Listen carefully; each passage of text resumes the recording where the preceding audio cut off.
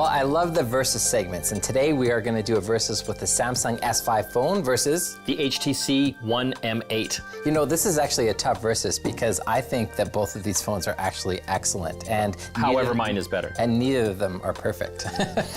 Except mine. So figure that one out. Well, we're having a look here at the HTC One. It's the M8. You can see it looks very similar to the M7 version, the previous model.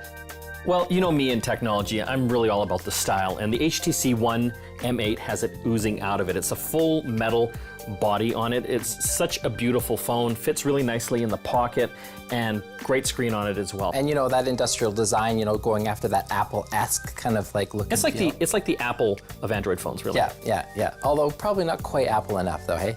Well, I do like my iPhone. Yeah, but it is a beautiful. And you know what? I would think that the Samsung S5, also a beautiful phone, doesn't have that quite same finish to it. But you know, one of the things is the back is removable, so I have access to the battery to replace it, as well as I can add additional I can remove the back too if I smash it with a hammer. I mean, that is one great feature of it. Obviously, being able to replace the battery. Yeah, and that's important to some people. Well, this is nice because compared to its predecessor, it now can take micro SD cards as well, so I can expand the memory quite easily on here up to 128 gigabytes. Right on.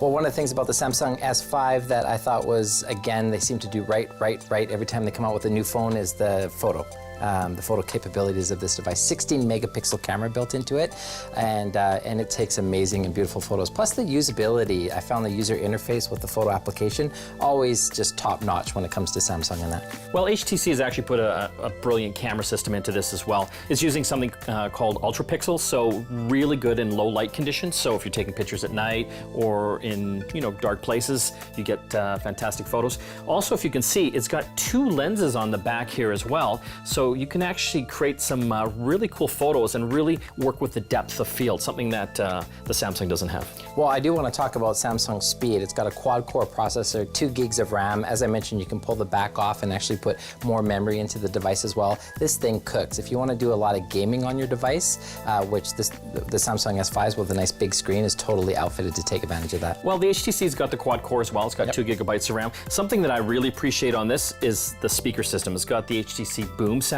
You can see it's a little bit of a longer phone, but they've built in these beautiful speakers, and let's see if we can get the sound going here. Like, it's kind of funny because, as these phones got bigger and bigger, sure. I never thought people would just sit there and listen to music with their phone or watch movies or Netflix, but that's what they're all doing. If you look at the younger folks, I know I look really young, but there are younger people than I am. They're just watching these things on their phone. They don't even have their headphones in anymore, and the sound on this is fantastic. I'm going to give you that one. We're going to bow to your Boom. You're going to bow to the Boom. Yeah.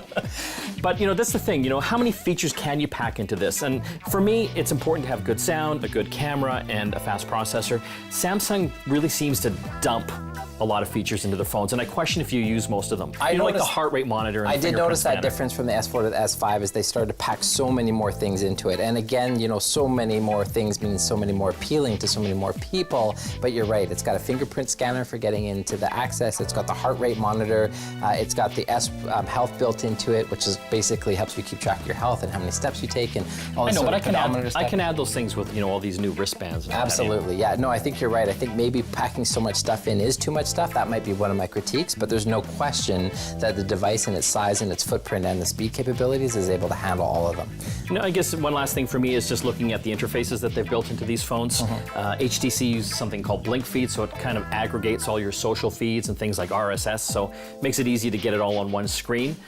You've got the TouchWiz on that. Yep, I got the TouchWiz. Again, that comes with additional features, like you can actually control different parts of this without having to touch the screen. You can do it by sort of air waving over top of things, scrolling up and down emails and whatnot. So, for the most part, extra gadgets, but you don't need to use them. It's like a Swiss Army knife. Maybe you never use the scissors, but they're there when you do want them. Obviously, 2 great phones. Just depends what you're looking for. If you're all about style and some of the basic features, I definitely recommend the HTC One M8. And if you like all the features and the kitchen sink dumped into a phone, get the Samsung. And beautiful photos, 60 megapixels. Boom. Boom to your sound.